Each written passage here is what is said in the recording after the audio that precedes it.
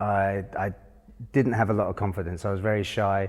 I had a very low self-worth when I was younger, and I knew that I could do something about it, and I wanted to improve. I wanted to be like the other kids.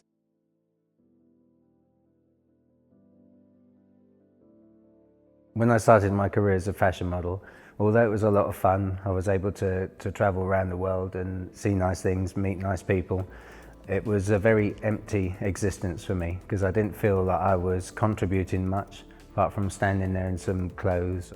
But when I started working with clients on a one-to-one basis, that was far more satisfying. For starters, there wasn't any pressure on me, shaving or having my hair done in a perfect way, which can be a pain in the backside. So I didn't have to worry about myself so much.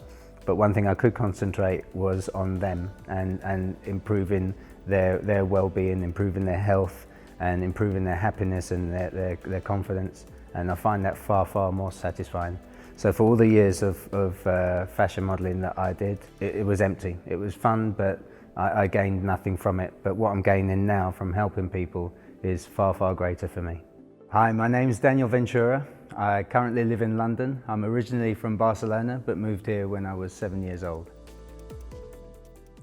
I can understand why I am the man I am today because of where I come from. I came from Barcelona. I came from a very poor family. Didn't have a lot going for me. Didn't have the best of childhoods. Came to England. My father stayed in Spain, so I lived with my mum.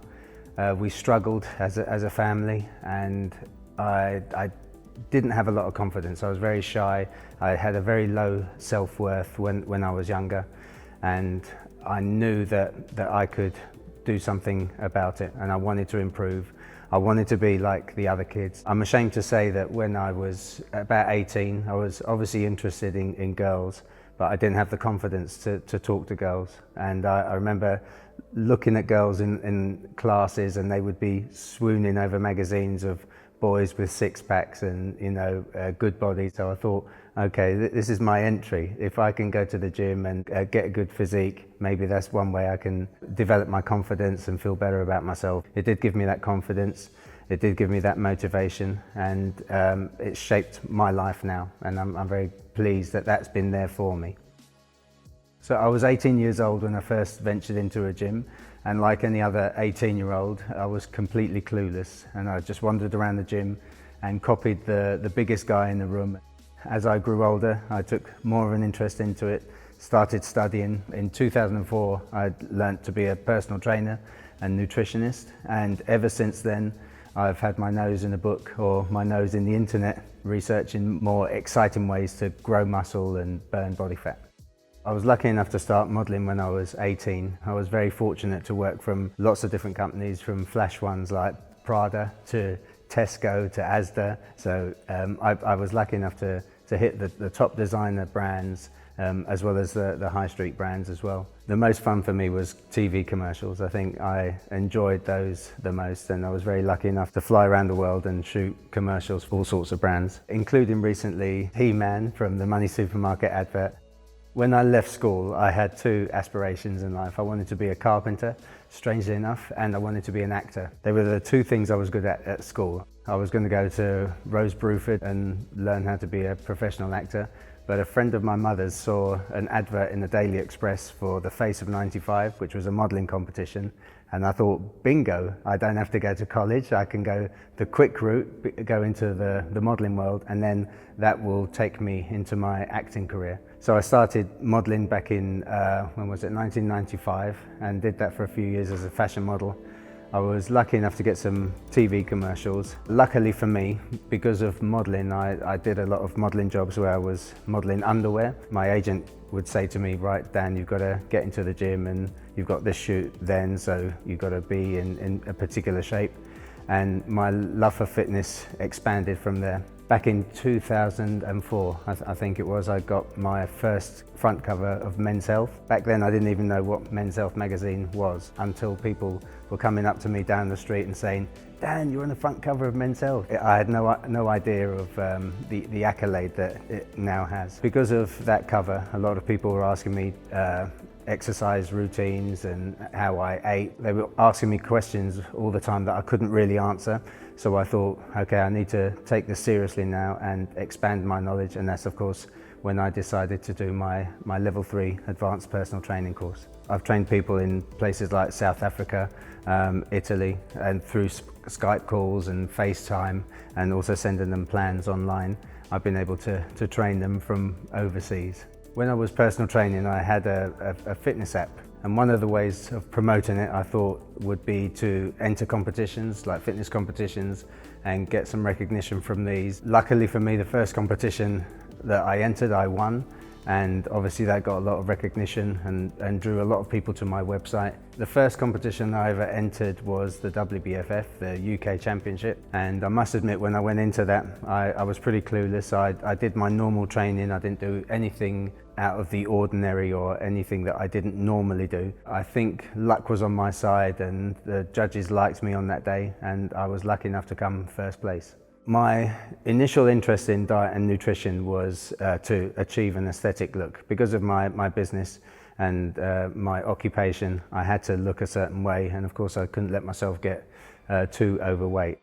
I noticed that as I was getting older, I was less able to eat the foods that I used to be able to eat and get away with it. I decided to look into foods themselves and find out what foods did what, how the metabolism worked for each person. Because of that interest, I was able to help a lot of other people. I noticed how good I felt from eating certain foods, and now my interest purely lies on health and well-being, and the byproduct is looking good. For the past decade and a half, I've been eating a low-carb diet, so I realized that carbohydrates didn't work well with my particular body type. I went to low-carb, and recently in the last couple of years I've been eating a ketogenic diet, which is 20% protein, 75% of my calories come from fat, and about 5% come from carbohydrates. And this diet, out of all the diet plans that I've tried in my lifetime, has been the one that's made me feel the best. It's given me the most energy, the least amount of appetite, and of course physically the best results.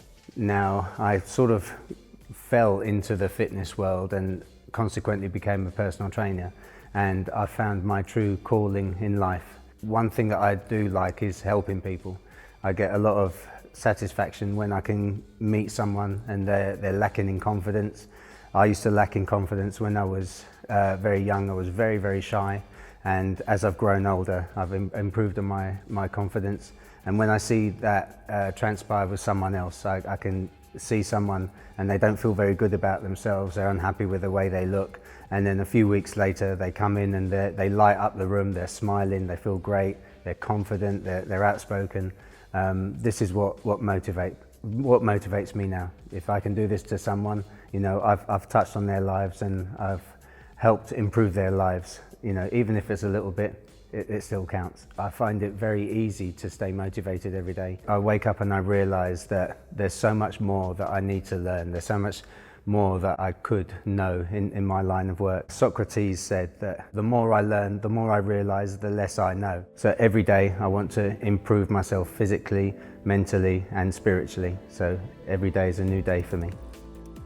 There's so many people that inspire me, from motivational speakers, you know, like Zig Ziglar, Anthony Robbins. There's also people like Arnold Schwarzenegger, Femi Billy Rose, and not only are these guys very intelligent, they're physically very impressive. It's their motivation that inspires me. All of them, they're great achievers. They've overcome great adversity in their life, and look at them, they're all winners, just proving that it doesn't matter what the world throws at you, you can achieve whatever happens to you. When I look at other people and people that are far less fortunate than I am, I mean, there's one guy that I found on Instagram, Nick Santos. This guy, he was born with no legs, he's got one arm, and he still trains.